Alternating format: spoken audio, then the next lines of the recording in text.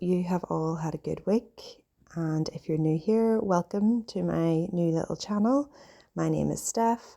I am a Christian, a wife, a mother of two little girls, and I have recently moved from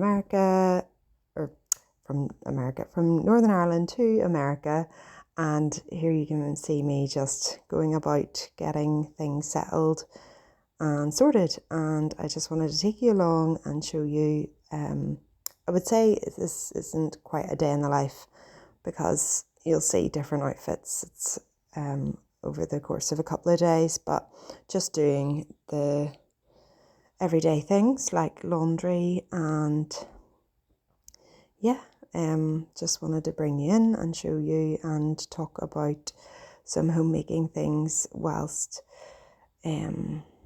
we are here. So this is our laundry space right now, and I'm excited to try and add beauty to it. As you can see, you can just see lots of metalwork, and I want to get some sort of nice sort of screen or something floral, or I don't know. I have visions of what this could be, just to make it a little less like scary looking and a bit more attractive. And yeah, this house is vintage, so that's probably something I should have included before, is that I've recently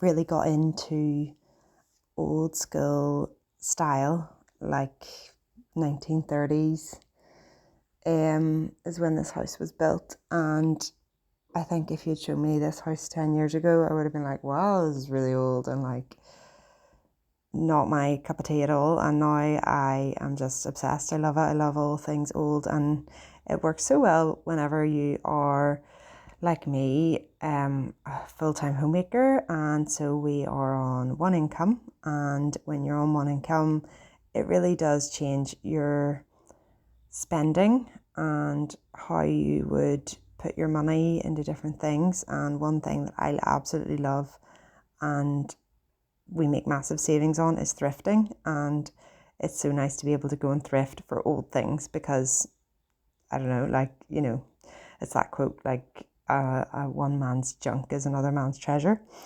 So anyways, yeah, I'm very much just on the lookout in the thrift stores for things. And that's another thing, is the delayed gratification, because it's not like instantaneous, like I'll just go and get everything now like you could if you just went to Walmart. But actually, I'll just look around my home and have an idea of maybe what there could be, you know, a use for, or something beautiful in a space. But, you know, until the right things come, I'll wait, and I'll actually just, even that, take it to God, even something like that. And I think that's, you know, as a homemaker, we are called to steward our resources wisely, and that includes what we bring into our home. And it, like the Bible says, pray without ceasing, and we'll just pray about everything, including the things that we purchase. And it's so amazing whenever we do that, and seeing God's provision in that whenever we do that.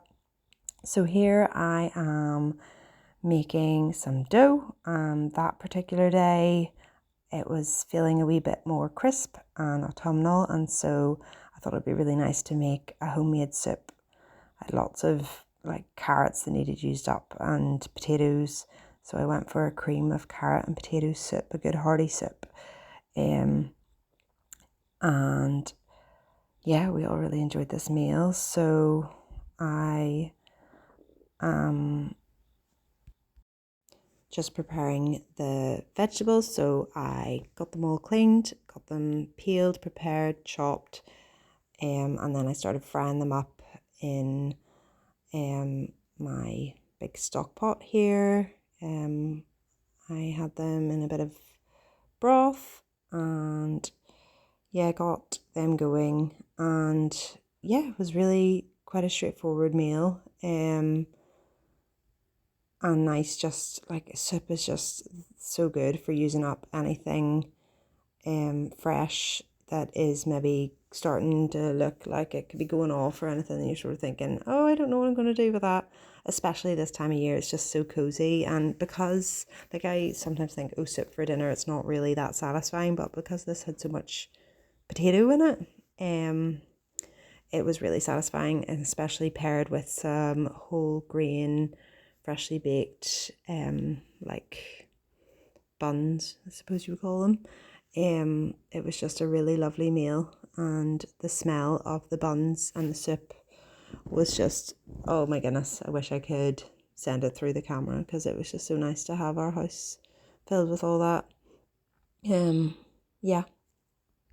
It's great too, because I normally like a set recipe, but soup is such an adaptable one that, like, I found a recipe online and it maybe only called for like one large carrot, and I had a load of carrots, so I just threw them in, and this actually did a really big amount. So I've managed to get it to stretch over another meal, which is amazing, because I think especially when you're busy as a mum with all the things, it's so nice to think that all your work isn't just mopped up in one meal, which it quite often is. But if you can make it stretch, and you reap the reward of that later, at another time when you sort of feel like it's like a cheat meal because you didn't have to cook it, that day you maybe just had to heat it up. So here I am making the dough, and yeah, I also, with that again, I batched that out, and I did a double batch, maybe even a triple batch. Yeah, to get the most out of that, because, like, why not when you've already got all the pots out and all the ingredients out? If you're just, rather than whatever, if you're putting 1 cup in of something, put 2 cups. And yeah, even with the buns, like, yeah, you maybe have to roll them out, and you could say that's double the work, but when you're already in the way of doing it, it's really not that much more to go and do, rather than thinking at a second separate occasion I have to go and get all this stuff. So it's always worth it in the long run, even if it feels like a bit longer in the kitchen that day. And one thing I found to be helpful is just saying, okay, I've been on my feet, or I've been in this one place for quite some time and I love it, but if I need a wee change, then I'll get outside and get some fresh air, or just do something, go to another room. And yeah, it's helpful definitely if you're feeling it. So there's something just so satisfying, even as I'm just prepping the dough here and working with it, seeing it all come together, and just seeing the work of your hands. And I love putting sesame seeds on top with a wee egg wash. I just think it adds a really beautiful touch. So we really enjoyed that meal. And then we enjoyed our evening out in the park. And then this night I was making turkey. I had turkey mince, so I decided to throw together some burgers. Again, another way of saving money I find really helpful is to just make as much stuff that you would maybe buy from scratch. So rather than buying, we really got into turkey meat actually as a healthier option and a cheaper option. I read a book about the health benefits of just different types of meat, rather than always going to pork or that type of meat. That's not to say that we don't enjoy pork, we do. But yeah, so I've really got into turkey. I'm always trying to look at ways to flavour it up, because I know it is a bit plainer. So I threw garlic in here, which you can see. Love the lazy garlic as a cheat option rather than mincing it up myself. So, it's all these things that you find things that work for you that help to make a quicker process, but you maybe want to just have a go at. So I enjoyed making these, and again I did a big batch, so I had that really big packet of turkey mince, and I made a load of these burgers so that we could enjoy some that night for dinner, but also have some in the freezer as a good freezer stash. So now my freezer is full of all these meals, which is so nice, especially for days that just things don't go to plan, or you end up with something unexpected, and it's nice to just think you've got dinner sorted, or you think I just want to pull something out of the freezer, for dinner or whatever. So yeah, it was good. I got the onion then, got the turkey mince, and got it flavoured with all those things, and then got my onion in. And one thing that I found handy is just cutting up little pieces of the parchment paper to keep them nice and separate. And then yeah, the onion definitely added a bit of flavour to the turkey, which made it really nice. And I think that probably is key because it is a plainer food. So we really enjoyed those burgers. I think one thing you could think looking at this video is like, oh my goodness, why would you go to all the effort of making this stuff when you could just buy them? Like, it would be easier to just go and buy them.